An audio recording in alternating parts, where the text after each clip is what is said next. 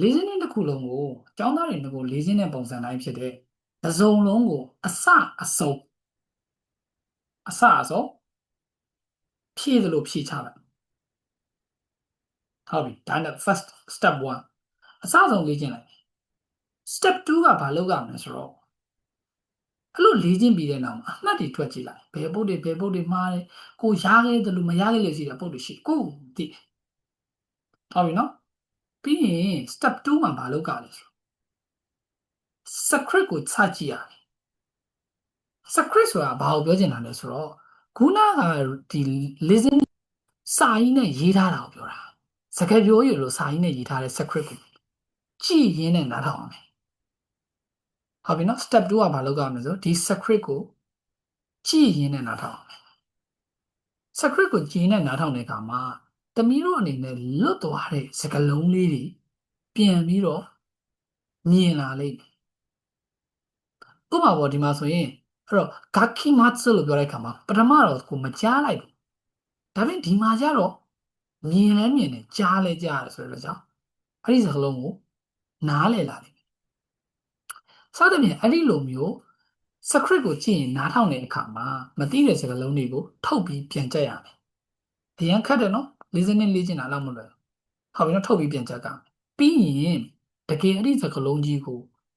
ရမရဘယ်လိုထပ်လုပ်ရမလဲဆိုတော့အဲ့ဒီမိုနာအီချီကနံပါတ်1ကိုပဲ script ကိုမကြည့်တော့နဲ့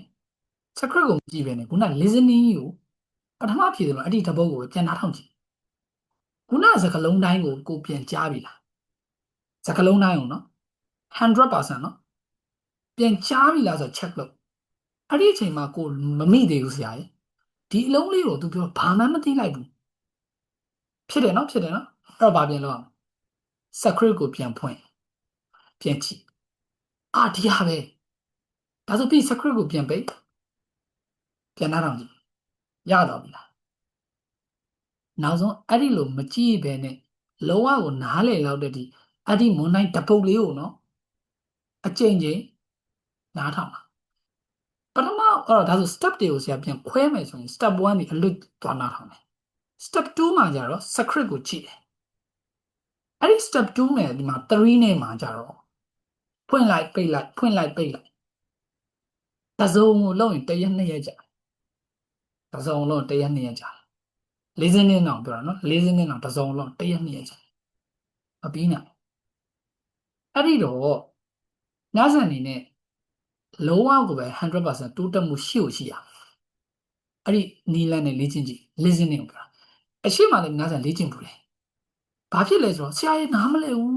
ဒါနားမလဲတာကိုနားလဲအောင်လုပ်ခဲ့လားဆိုတော့မလုပ်ခဲ့ဘူးနောက်တစ်စုံထပ်နားထောင်တယ်ဟုတ်တယ် script ကိုကြည့်ပြီးတော့စကားလုံးလေးတွေရှာတာမျိုးမလုပ်ခဲ့အဲ့တော့နောက်ဆုံးမှာဆရာအနှစ်ချုပ်ပြီး listening ရဲ့အကြောင်းပြောပါ listening ကနားနဲ့နားထောင်တာမဟုတ်ဘူးနားဆို listening လို့ပြောလို့ရှိရင်နားနဲ့နားထောင်တယ်လို့ထင်တယ်ခုနဥပမာလေးပြန်ပြောမယ်ပထမနားထောင်လို့မကြားတော့မျက်လုံးနဲ့ကြည့်လိုက်တယ်ကြည့်ပြီးတော့အဒီစကားလုံးလေးကိုဒါလေးပါလားဆိုပြီးတော့သိသွားတဲ့အချိန်မှာပြန်ပိတ်ပြီးနားထောင်တော့နားမလဲဘူးလားနားလေသွားတယ်အဲ့တော့ listening ရဲ့သဘောကဒီကိုယ့်ရဲ့အုံနောက်ထဲမှာထည့်ထားတယ်ဒီ data တွေအမားတို့ထည့်ထားတယ်ကြက်ထားတယ် language တွေရှိတယ်အဲ့ဒီတွေကနေပြီးတော့ဒီနားကကြားတဲ့ဟာအုံနောက်ကနေပြီးတော့ပြန်ထုတ်ပေးတာအကယ်၍နားတော့ကြားလိုက်တယ်အုံနောက်ထဲမှာဘယ်နေရာမှာရှိနေမယ် तू မသိတဲ့အတွက် तू မထုတ်ပေးနိုင်အဲ့တော့အဓိကဘာလုပ်ရလဲဆိုတော့ကိုယ့်ရဲ့ဒီအုံနောက်ကို train တာအုံနောက်ကို train တာပထမအကြားနဲ့ train တယ်အကြားနဲ့မလုံလောက်တော့အမြင်နဲ့ထပ် train တယ်အမြင်နဲ့ train တဲ့အခါမှာဒီ data ကြီးကခေါင်းထဲဝင်သွားတယ်ပြီးရင်မကြည့်တော့ဘဲနဲ့ပြန်နားထောင်ကြည့်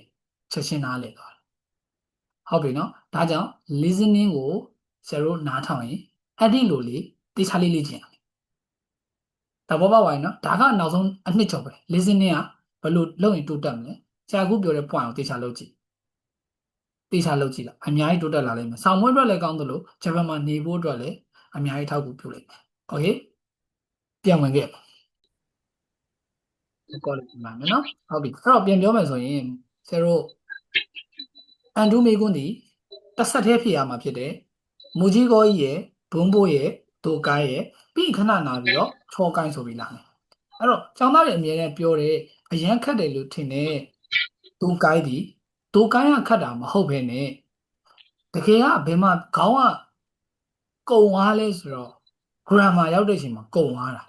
grammar ရောက်တဲ့အချိန်မှာကုံသွားတော့ reading မှာအဲ့လောက်ဒီတော့ focus မထားနိုင်အောင်မဆိုင်နိုင်အောင်ဖြစ်တယ်ဒါကြောင့်ကျွန်တော်တို့ဒီအရှေ့အပိုင်းတွေကိုတကယ်တွတ်တွတ်လက်နဲ့ဖြေနိုင်ရမယ်ဒီ level ဖြစ်လာတော့ကြောင့်ခန်းကြီးကိုလည်းကွာ皆さんအနေနဲ့အကြမ်းပြကတော့မှန်းနိုင်လိမ့်မယ်ခန်းကြီးနဲ့ကြာတာတော့မရှိဂေါ်ကြီးနဲ့တော့ကြာဂေါ်ကြီးနဲ့တော့ကြာနိုင်တယ်ဘာလို့လဲဂေါ်ကြီးက၄ခုတောင်ပါတာဖြစ်တယ်ဟုတ်ပြီနော်အဲ့တော့တေချာလေးကိုကဘယ်မွန်တိုင်းဒီငါခတ်နိုင်တယ်လေဒါလေးတေချာပြင်ဆင်ထားမယ်ဟုတ်ပြီနော်အဲ့တော့ပြန်ပြောမယ်ဆိုမွန်တိုင်းအချိမှာဆိုရင်ဘာဝင်မလဲခုနကကျွန်တော်ခန်းကြီးပေးတယ်စကလုံးရွေးရမယ်မွန်တိုင်းဒီမှာဆိုရင်စကလုံးပေးတယ်ခန်းကြီးရွေးရမယ်မွန်တိုင်းဆမ်းမှာဆိုလို့ရှိရင်တော့စပြီဂေါ်ကြီးလာပြီသူကကျွန်တော်ဒိုင်းချီဘူးမှာလေးလာခဲ့တယ်လို့မျိုးပဲစကလုံးတွဲလုံးလေးတွေမေးတာလည်းဖြစ်မယ်အဲ့တော့တသက်မထဲရှိမနေဘူးเนาะတခါလေကျတိုက်ခီကောလည်းမေးခြင်းမေးမယ်အများကြီးလာတယ်အဲ့တော့ဂေါ်ကြီးကိုကြည်ညက်အောင်လုပ်ထားမယ်ဆိုရင်မပြတော့မွန်တိုင်းရုံးမှာဆိုလည်းပဲဂေါ်ကြီးပဲမေးတယ်ဒါပေမဲ့စာကြောင်းတေချာဖတ်မယ်စကလုံးနဲ့အတင့်တော်ဆုံးနီးစပ်တာကိုထည့်ပေးရတယ်ပြီးရင်မွန်တိုင်းဂေါ်ကတော့ကျတော့သူကဘာလဲဆိုတော့အတိတ်ပဲအနီးစပ်ဆုံးထူတာထည့်ပေးတသက်မတူတာတသက်မထဲထူတာကိုပြောတာမဟုတ်ဘူးအနီးစပ်ဆုံးထူတာဖြစ်တယ်အနီးစပ်ဆုံးထူတာကိုထည့်ပေးရမယ်မွန်တိုင်းတော့ခုကကျတော့2မှတ်တန်ဖြစ်တယ်သူတို့ကိုတက်နိုင်ရင်မှန်အောင်လုံးဝဖြည့်မယ်ဆိုရင်ကိုယ့်အတွက်ကအမှတ်တွေအများကြီးထွက်လာလိမ့်မယ်နှစ်ပုံမှန်၄မှတ်ရနေပြီဆိုတဲ့အတွက်ကြောင့်ဒီနော်တစ်မှတ်တန်လားကိုက2မှတ်တန်လားဒါတွေလည်းတခြားသိဖို့လိုကဲဟုတ်ပြီအဲ့တော့သူကတော့ sky ခတ်တာကိုမေးတာဖြစ်တယ်သုံးပုံသုံးနည်းဖြစ်တယ်သုံးပုံသုံးနည်းဖြစ်လို့ကြောင့်ဗမာလူသိရုံနဲ့မရအောင်ဒါကြောင့်ဗမာပြန်ကြီးပဲချက်ထားခဲ့တဲ့သူဗမာပြန်ကိုအားကိုးတဲ့သူကတော့ဒီအပိုင်းတွေမှာတော်တော်တိုင်ပတ်လိမ့်မယ်ဒါကြောင့်ဗမာပြန်လည်းမဟုတ်ဘဲနဲ့ကျွန်တော်တို့ကစကလုံးရဲ့သုံးပုံသုံးနည်းအနောက်ကနိလိုက်တာလားကားလိုက်တာလားစုရုလိုက်တာလားဓာလိုက်တာလားစတဲ့ဒီအလုံးနေရာဆိုကျွန်တော်တို့တွဲပြီးချက်ကိုချက်ကမယ်ဥပမာယခုဆိုခုအိုဆိုတာနေကျွန်တော်နောက်မှာမာမိုရုနဲ့ယာဘူးရုနှစ်မျိုးရှိတယ်ဆိုတာသိနေရဟုတ်ပြီနော်ဒါဆိုငါရွေးညာကဘာလဲဗမာလူပြန်နေ၄ချောင်းလုံးတူနေလိမ့်မယ်ဒါပေမဲ့ကျွန်တော်မေးတာဒီ sky ခတ်တောင်မေးတာဖြစ်တယ်ဒါကြောင့်တခြားလေးပြင်နိုင်မယ်အဲ့ဒါတွေပြီးသွားရင်နောက်မှာကျွန်တော်ဒီဘာလဲဆိုတော့ဘုံဘိုးပိုင်းလာပြီဘုံဘိုးရဲ့မွန်နိုင်နတ်နတ်မှာဆိုလို့ရှိရင်ကျွန်တော်ကအဲ့တော့ N5 ကနေပြီးတော့ N2 level ဂျားတွေမှာရှိတဲ့ဟာတွေလည်းမေးသလိုတစ်ခါလေကြားလို့ရှိရင်ကိုကမသိတဲ့ဟာတွေလည်းပါရင်ပါလိမ့်မယ်โอเคနော်ကဲဒါဆိုလို့ရှိရင်အဲ့တော့အဲ့ဒါတွေကြတော့ကိုတိတာနဲ့တွဲပြီးတော့ဖြေလို့ရှိရင်ကိုမသိတဲ့ဟာကအဖြေမှန်းလဲသိသွားနိုင်တယ်အဲ့တော့အန်ဆင်းဆိုတာဒ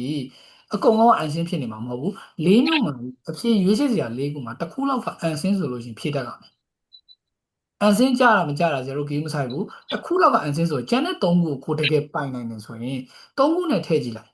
မရဘူးဆိုတာကျင်းတွေလည်းမသိတာအဖြေပဲဖြစ်တယ်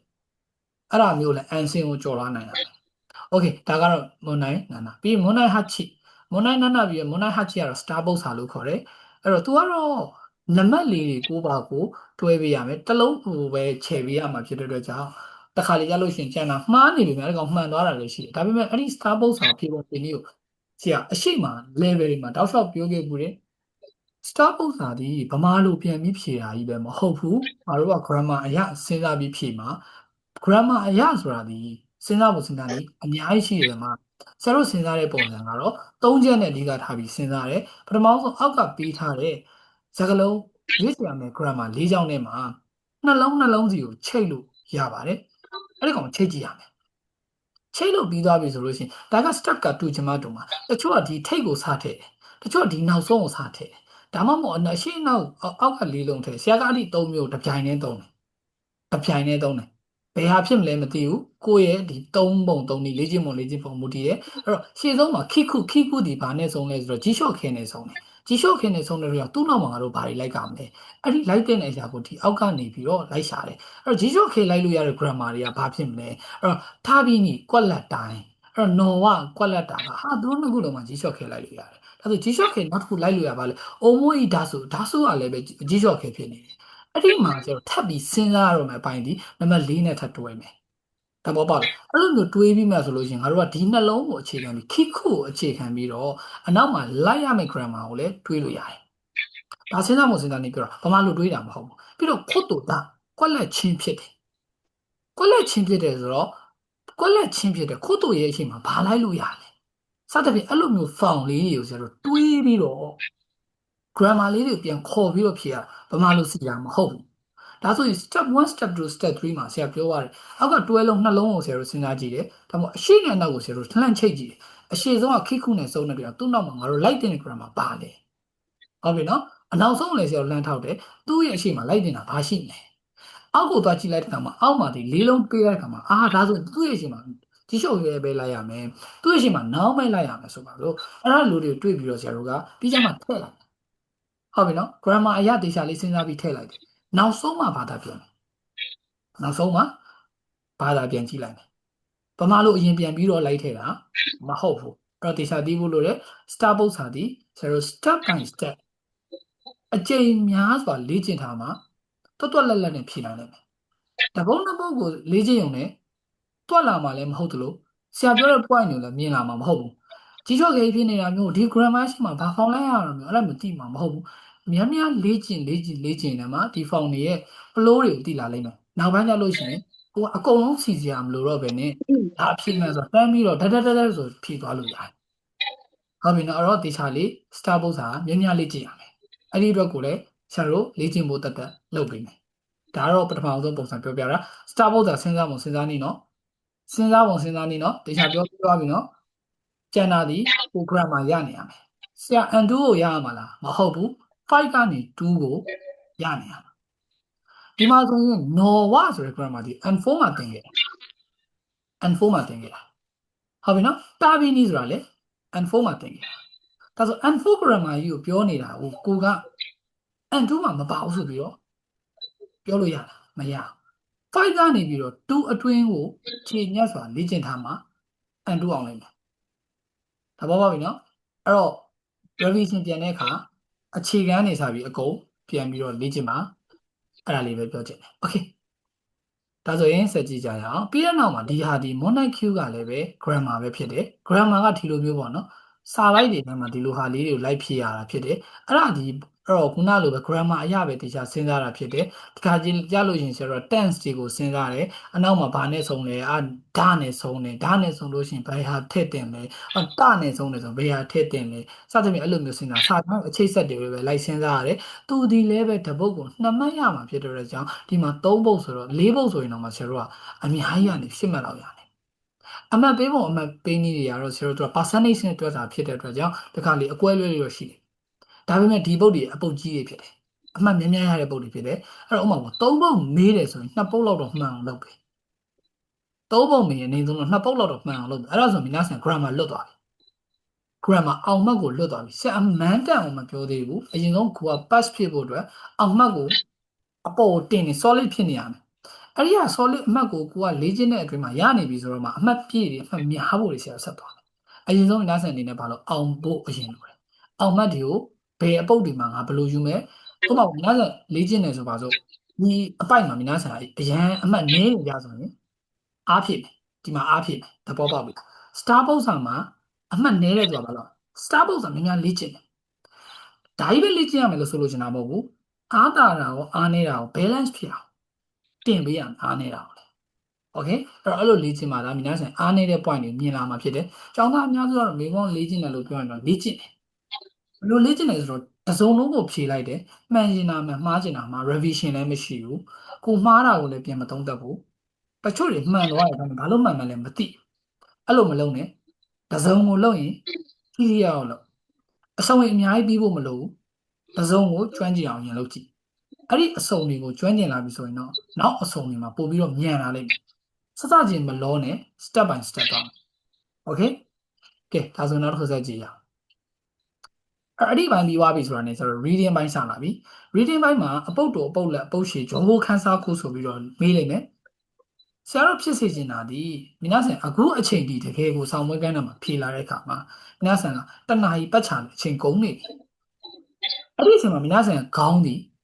ပူနေပြီဟုတ်ပြီနော်ခေါင်းဒီပူနေပြီတော်တော်ပင်ပန်းနေပြီအဲ့ဒီအတွက်ကြောင့်အပုတ်တူတွေကိုတစ်ဖက်တန်တွေကိုအချိန်ကြီးအများကြီးပေးပြီးဖြည့်မယ်ဆိုရင်အုံနောက်ဒီစိတ်ညစ်ပြီးတော့အနောက်ပုတ်တွေမမိတော့အဲ့တော့ဘာလို့တင်လဲဆိုတော့ဆရာတော့ဒါတော့လှုပ်ချင်လဲလှုပ်မလှုပ်ချင်တယ်လေအနောက်ကိုကြော်ပြီးစဖြည့်နေတယ်လေးမှတ်တန်ပုတ်တယ်အပုတ်ရှည်တွေအရန်လွယ်တယ်ဂျောခန်းထောက်ကိုတွေအရန်လွယ်တယ်ဆရာကလည်းပြောတယ်အရင်ဘာဖြစ်ဖို့လိုလဲအောင်ဖို့လိုတယ်အောင်မှတ်ကိုအရင်ယူမယ်အောင်မှတ်ဒီကမှရှိလဲဟိုးနောက်မှာနှစ်ပုတ်ရှိတယ် အဲ့ဒီနောက်ဆုံးကအပုတ်နှစ်ပုတ်ကိုအရင်ဖြည့်လိုက်အောင်မှတ်ရပြီဆိုတော့မှအပုတ်တူလေးတွေကိ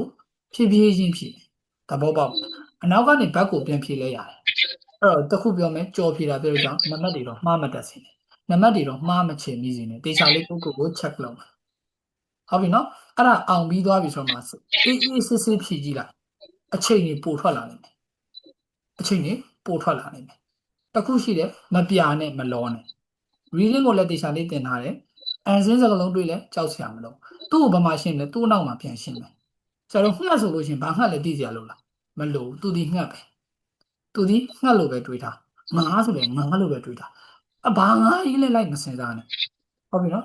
reading ရ point ကမိကုန်းကိုရှာတတ်ဖို့ပဲလိုတာဒီမိကုန်းကဘာမှအဖြစ်ရှိတယ်ရှာရမယ်ဆရာတို့ကဒီနားလေတဲ့ comprehension ပဲနားလေတဲ့ဘောပေါက်မှုပဲလုံးစီပတ်စီ100%ကြီး translation လုပ်နေရမဟုတ်ဘူးအဲကြောင့်တေချာလေးအမှတ်တွေကိုရနိုင်သမျှများများโอเค reading အပိုင်းပေါ့နော်ဒီဒီတို့ဒါ reading အပိုင်းဆရာတို့ဘယ်လိုချင်းကပ်ကမလဲသိသွားပြီပေါ့နော်โอเค reading ကတော့တောက်လျှောက်ဖတ်တာပြောတာဒါကြီးတွေဆရာပေါ့မွန်နိုင်တစ်ခုစီမရှင်းတော့ဘူးဟုတ်ပြီနော်ဒီမှာမွန်နိုင်73ပါမှာလောက်ပြီဒီမွန်နိုင်14ကဂျိုးခန်းစားဖို့ဆရာတို့စဖြေရမှာဒီဘိုင်းနေရာစဖြေရမယ်နော်ဂျိုးခန်းစားကိုစဖြေပြီးကြမှာဆရာတို့အနောက်ကိုပြန်သွားဖြေမွန်နိုင်14ကနေစဖြေရမယ်ပေါ့ကွာအဲ့လိုမှတ်ထားလို့ရဂျိုးခန်းစားစဖြေကဲအဲ့ဒါလေးပြီးသွားရင်တော့ဆရာတို့ဘာလာပြီလဲဆိုတော့ချောကိုင် listening ဟုတ်ပြီနော် listening ပုံစံစဝင်ပြီ listening မှာ moon night တစ်ခုလာမယ် moon night အချီကတော့အရင်ဆုံးမေးခွန်းကိုနားထောင်အောင်မယ်ပြီးတော့မှစကားပြောကိုနားထောင်ပြီးတော့ရွေးချက်စရာ၄ခုရဲ့တစ်ခုကိုရွေးပေးရမယ်အဲ့တော့စပြီးတော့ဆရာဒီမှာထောက်လိုက်တယ်အရင်ဆုံးမေးခွန်းကိုနားထောင်ပါဆိုတဲ့အဲ့ဒီမှာမေးခွန်းကိုနားထောင်ပါလို့ပြောတဲ့အခါမှာနားကြီးနဲ့ပဲနားထောင်ခဲ့ပြီးတော့စကားပြောကိုနားထောင်တဲ့အခါမှာမိနာဆန်မေးခွန်းမှတ်မိအောင်မလားမမှတ်မိဘူးအဲ့တော့ဘာလုပ်ကြမလဲမေးခွန်းအတူအနေနဲ့မြန်မာလူအတူလေးမှတ်ကြမယ်အတူလေးမှတ်တာအဲ့တော့အဲ့မေးခွန်းကိုတေချာလေးမှတ်ထားပြီးသွားပြီဆိုလို့ရှိရင်သူ့ရဲ့စကားပြောထဲမှာဆရာတို့ကဖမ်းမှာလိုချင်တဲ့ point ကိုဖမ်းမှာ reading ဖတ်တဲ့ခါနဲ့တူတယ် point ကိုဖမ်းမှာဟုတ်ပြီနော်ဗမာလိုကြီးပဲသွားပြီးတော့လိုက်နားထောင်နေတာမဟုတ်ဘူးဂျပန်လိုကြီးပဲလိုက်ပြီးတော့ဘာသာပြန်နေတာမဟုတ်ဘူး point ကိုဖမ်းမှာအဲ့ဒီမေးခွန်းကြီးဒီသူ့ရဲ့စကားပြောထဲမှာအဖြစ်ပါတယ်ဒီလေးချောင်းလေးကဘယ်ကောင်ပြောနေလဲဆိုတော့ကိုကမျက်လုံးကဒီကောင်လေးချောင်းကိုကြည့်နေရမယ်အားကဒီချောင်းကိုပြောနေပြီဒီချောင်းကိုရောက်သွားပြီဒီချောင်းကိုရောက်သွားပြီဒီချောင်းကိုရောက်သွားပြီဆိုပြီးကိုကသိနေတာโอเคနော်ဒါမှသာနေကျွန်တော်ကဒီဟာနာရှိထဲမှာဘယ်လိုမျိုးဖမ်းရမလဲဆိုတော့ပြီးရင်အသေးစိတ်လေးချက်ပြောပြဒါမွန်နိုင်လေးနည်းနည်းရှင်းပေးပြီးတော့မွန်နိုင်နိမွန်နိုင်နိမှာဆိုလည်းပဲအရင်ဆုံးမလုပ်ကြမယ်မေးခွန်းနားထောင်ပါပုံစံတူတဲ့မေးခွန်းနားထောင်လိုက်ပြီးရင်မေးခွန်းဒီအဖြေလေးချောင်းစန္ဒခုရှိမွန်နိုင်ရောရှိဆိုတာဒီစန္ဒခုရှိဆိုတော့ဒီအဖြေလေးချောင်းကိုဆရာတို့ဖတ်ဖို့အချိန်ပေးလိမ့်မယ်တီဆိုပြီးသူပျောက်သွားလိမ့်မယ်အမြင်မြန်ဆန်ဆန်ဖတ်မယ်ဖတ်ပြီးသွားတဲ့နောက်မှာဘာလုပ်လို့ရလဲဆိုတော့အဲ့တော့သူကရုံမှုကြီးကန်ရှိတယ်ပြီးတဲ့နောက်မှာစကားပြောလာမယ်ခုနအတိုင်းလေးပဲလောက်ရမယ့်ပုံစံဒီဘယ်အကြောင်းကိုရောက်နေပြီလဲဆိုတာကိုတေချာလေးဖန်နေနားထောင်မယ်ပြီးတစ်ခုရွေးမယ်သူမပြောခင်တည်းကအဖြေကထွက်နေရမယ်အဲနောက်ဆုံးမှနောက်တစ်ခေါက်လာလိမ့်မယ်ဟုတ်ပြီနော်အဲ့ဒီအချိန်မှာကိုကအဖြေချေပြီးသားဖြစ်နေရဒါကမွန်နိုင်အချင်းနဲ့နေဒီတိတ်ခွာကြချာမရှိပြီးမွန်နိုင်ဆန်ပေါ့မွန်နိုင်ဆန်ကကြတော့ဘာမှပုံနှိပ်ထားမှာမဟုတ်ဘူးတဲ့ပုံရောစာရောဘာမှမရှိဘူးတဲ့ဒီမွန်နိုင်မှာဆိုတပုတ်လုံးနေနဲ့ဘလို့နိုင်ရောလဲဆိုတာကိုနားထောင်ရတဲ့ပုံစံဖြစ်တယ်အကြောင်းကတပုတ်လုံးကိုခြုံငုံပြီးသုံးသပ်ရတာဖြစ်တယ်အဲ့တော့ဟာနာရှိနိုမာရဲ့နီမိုရှိဆွမောအားဒီမှာဆိုရင်အဲ့တော့ဒီစကားပြောရှင်းမှလည်းမေးခွန်းမလားအရင်ဆုံးစကားကိုနားထောင်ရမယ်ဥပမာစကားကိုနားထောင်တဲ့အခါမှာအဲ့တော့မှာပေါ့ចောင်းသားနဲ့ဆရာမစကားပြောနေတယ်ဘာတွေပြောတယ်ဘာတွေပြောအဲ့ဒီမှာအဲ့လိုမျိုးလာရင်လာမယ်အဲ့လိုမျိုးနားထောင်ပြီးတဲ့နောက်မှာမေးခွန်းနဲ့ရွေးချက်စရာအဖြေပေးလိုက်မယ်အဲ့ဒီမှာတိုင်ပြီးတော့ဖြေရမယ်အဲ့တော့မော်နိုင်ဆန်ကိုယုံလို့ကောလို့မှာဟာနာရှိတွေကိုကျတော့မွန်နိုင်တိုင်းကိုlistening ဖြေတဲ့အခါမှာလက်ကနေခဲတယ်လိုက်ပြီးတော့အကျန်းရေးလေးရှိတယ်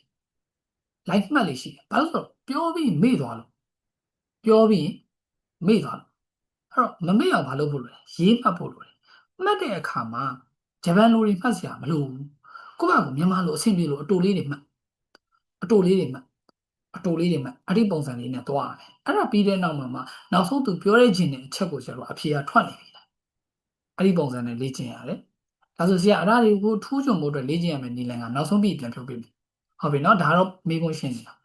ပြီးမွန်နိုင်ယွန်းတူတူပဲဘာမှရှိမှာမဟုတ်ဘူးအရင်ဆုံးစာဘုံကိုခီးတဲ့စာကြောင်းနားထောင်မယ်ပြီးတဲ့နောက်မှာအဲ့ဒါနဲ့ပတ်သက်တဲ့ hanji ဒါ hanji ပုံစံဖြစ်တယ် reply ပြန်တယ်တစ်ကြောင်းပြောတယ်အဖြေသုံးကြောင်းပေးမယ်တန်ပြီးဖြေရမယ်အဲ့ဒါကကြတော့ဘယ်လိုလူပိုရလဲဆိုတော့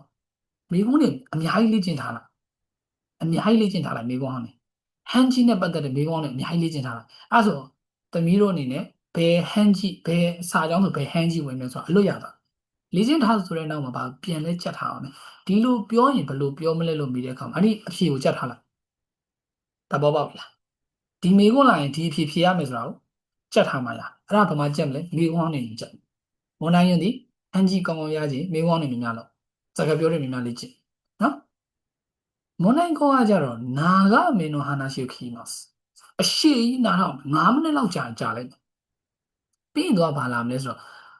brand ဘာမှမရှိမွန်နိုင်ရောရှိမှာ memo မှတ်လို့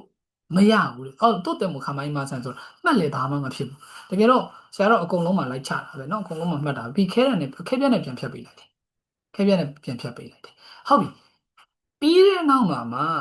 အချီပန်ဆိုပြီးတော့ဘာမှရေးထားမှာမဟုတ်ရင်ဆုံးစကားပြောနားထောင်မယ်ဒီနောက်မှာမေးခွန်းနဲ့ရွေးချက်စရာ1နဲ့3နဲ့ရွေးရမယ်1နဲ့2ဆိုပြီးမေးလိမ့်မယ်ကွာပြီးတော့2မှာဆိုလည်းပဲရွေးချက်စရာရှိသမျှအချင်းနေအဲ့ဒီပုံစံမျိုးကတော်တော်ရှိတယ်ဒီပုံစံတော်တော်ရှိတဲ့အတွက်ကြောင့်ဆရာဆိုဘယ်လိုမှတ်ကလဲဆိုမေးခွန်းရဲ့သဘောလေးနည်းနည်းလေးနားလည်အောင်ပြောပြမယ်မွန်နိုင်ကောလင်မယား sorry တငယ်ချင်း2ယောက်ရှိရဆိုပါစို့တငယ်ချင်း2ယောက်ရှိရဘတ်စကားဆောင်တယ်ဟုတ်ပြီနော်တကယ်နဲ့ရောက်ရှိဘတ်စကားဆောင်အဲ့ဒီအချိန်မှာအနောင်စာကနေ announce လုပ်တယ်ဘတ်စကား၄စီးလာမယ်ဘတ်စကား၄စီးလာမယ်တစည်းဒီမြို့ပြင်ကနေပတ်သွားမယ်တစည်းဒီမြို့တွေကနေသွားမယ်တစည်းဒီ shopping mall ဘက်ကနေသွားမယ်တစည်းဒီဥမာပေါ့ကစားကွင်းဘက်ကနေသွားမယ်ဆိုပါစို့ဟုတ်ပြီနော်အဲ့ဒီဘတ်စကားတွေရဲ့နာမည်တွေနံပါတ်တွေနေရာတွေကိုပြောလိုက်တယ်တမီးတို့မှတ်မိပါလား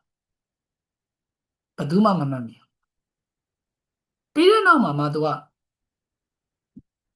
တငယ်ချင်းမြောက်မှာကောင်လေးကဘေဘတ်စကားစီးမှာလေကောင်မလေးကဘေဘတ်စကားစီးမှာလေဆိုပြီးလာမှာနော်အဲ့ဒီလို announce လုပ်ပြီးသွားတဲ့နောက်မှာအဲ့ဒီတငယ်ချင်းမြောက်စကားပြောမယ်ငါတော့ဘေကိုသွားခြင်းနဲ့ကောင်လေးကပြောလိုက်တယ်ငါကတော့ဒီနေ့ကတော့ shopping mall ကိုသွားပြီးဝယ်စရာရှိလို့ဝင်လာအောင်မယ်ကောင်မလေးကတော့ဒီနေ့ကတော့သူကမြင်မြန်ဆန်ဆန်ရောက်ချင်လို့မြို့ပြင်ကနေပတ်သွားတဲ့ဘတ်စကားစီးမယ်ဆိုပါစို့အဲ့ဒီနောက်မှာသူကဒေကြီးလည်းမပြောဘူးနော်အဲ့လိုနှစ်ယောက်ပြောနေရင်ねအမားတို့အဲ့ဒီမှာအဖြေရကောင်လေးကဘယ်ဘစကားလဲကောင်မလေးကဘယ်ဘစကားလဲဆိုတာကိုအဖြေထွက်နေပြီးသားဖြေရမှာအဲ့ဒါကမွန်နိုင်ခွဲပုံစံတော်တော်ရှုပ်တယ်နော်ဆရာကရှင်းပြနေတာအောင်ရှုပ်တယ်ဗမာလူကြီးရှင်းပြနေတာအောင်ရှုပ်တယ်ဟုတ်အခုဆရာပြောလိုက်ခြင်းမှာဘယ်သူကဘယ်ဘစကားစီးနေဆိုနံပါတ်မှတ်မိလားဆရာကနမူနာပြောရတဲ့၄စီးထဲမှာမတော်ဘယ်ဘစကားလဲသိဘယ်သူမှမသိဘယ်သူမှမသိအဲ့တော့ဘယ်လိုမှတ်ကလဲဆိုတော့ဆရာရဲ့မှတ်တဲ့ပုံစံဘတ်စကား၄စီးကိုပြောတဲ့အခါမှာဆရာဘာလုပ်လဲဆိုတော့နံပါတ်တွေစတက်လိုက်တယ် bus 1 bus 2 bus 3 bus 4ဆိုပြီးတော့သူပေးတဲ့နံပါတ်တွေဆရာမစဉ်းစားတော့ဆရာဘာလုပ်လဲ reading တော့လို့ naming ပေးလိုက်တယ် naming နာမည်ကိုယ့်အကိုပေးရတယ်ဟုတ်ပြီနော် bus ကားလေးကြီးနာမည်ပေးလိုက်တယ်အဲ့ဒီ bus ကားလေးကြီးကိုလိုချင်တဲ့ point ကိုပဲဆရာထောက်တာတစ်ဒီမြို့ပြင်နှစ်ဒီမြို့တွင်းသုံးဒီ shopping mall လေးဒီကစားကွင်းစသဖြင့်ဆရာအတူပဲရေးလိုက်တာအဲ့ဒါဆိုရင်သမီးတို့အနေနဲ့အောက်မှာတငယ်ချင်းတစ်ယောက်ပြန်ပြီးတော့ဆွေးနွေးတဲ့အချိန်မှာသမီးတို့ရဲ့ဘတ်စကားတွေအဖြေထွက်ပြီးသားမဟုတ်ဘူးလားအဲ့တော့ဒါဒီဘာပေါ်မူတည်လဲဆိုတော့သင်္ကင်ပိုင်းပဲစဉ်းစားပုံစဉ်းစားနည်းပဲမူတည်တယ်ဟုတ်ပြီနော်အပု္ပ္ပစာဒီပု္ပ္ပစာပဲဆရာရှေ့ကပြောတဲ့ပုံစံနဲ့အခုစဉ်းစားတဲ့ပုံစံမှာကွာခြားချက်အများကြီးရှိသွားတယ်အဲ့တော့ reading ကိုဘယ်လိုပုံစံနဲ့ချင်းကပ်မလဲဆိုတော့ဒီ listening ကိုဘယ်လိုပုံစံနဲ့ချင်းကပ်လဲဆိုတော့ကျတို့ reading တော့လိုပဲချင်းကပ်တယ် reading တော့လိုပဲချင်းကပ်တယ်ဆရာဘာလုပ်လဲဆိုတော့ naming တွေပေးလို့ရှိတယ်သူပေးတဲ့နာမည်ကိုဆရာမစင်စား shopping mall လို့သာဆရာပြောလိုက်သူကနာမည်ပေးလိုက်မယ်ဘာ mall ဆိုပြီးတော့ပြောလိုက်မယ်သိလားကစားကွင်းဆိုရင်ဘာကစားကွင်းဆိုနာမည်ကြီးလာတယ်ဂျပန်နာမည်သမီးတို့အနေနဲ့သိမလားဆိုတော့မသိဆရာလည်းမမှတ်နိုင်ဟုတ်ပြီနော်ဆရာအနေနဲ့နာမည်လေးတွေအလွယ်လေးတွေပေးလိုက်တယ်အဲ့လိုပေးပြီးမှဒါလေတကယ်ဖြေတဲ့အခါလုံးဝထိရောက်တာရမယ်နော် အဲ့တော့အဲ့လိုရဖို့အတွက်ဆိုရင်သမီးတို့အနေနဲ့အများကြီးလေ့ကျင့်မှုတွေအများကြီးလေ့ကျင့်မှုတွေအဲ့လိုမလေ့ကျင့်ထားဘူးဆိုလို့ရှိရင်ဘယ်လို့မှဒီ listening ကိုဖြည့်နိုင်မှာမဟုတ်ဘူးဟုတ်ပြီနော်โอเคဒါဆိုဘယ်လိုလေ့ကျင့်ရမလဲလေ့ကျင့်မဲ့ပုံစံကဆရာတို့ညီကိုဒီလိုမျိုး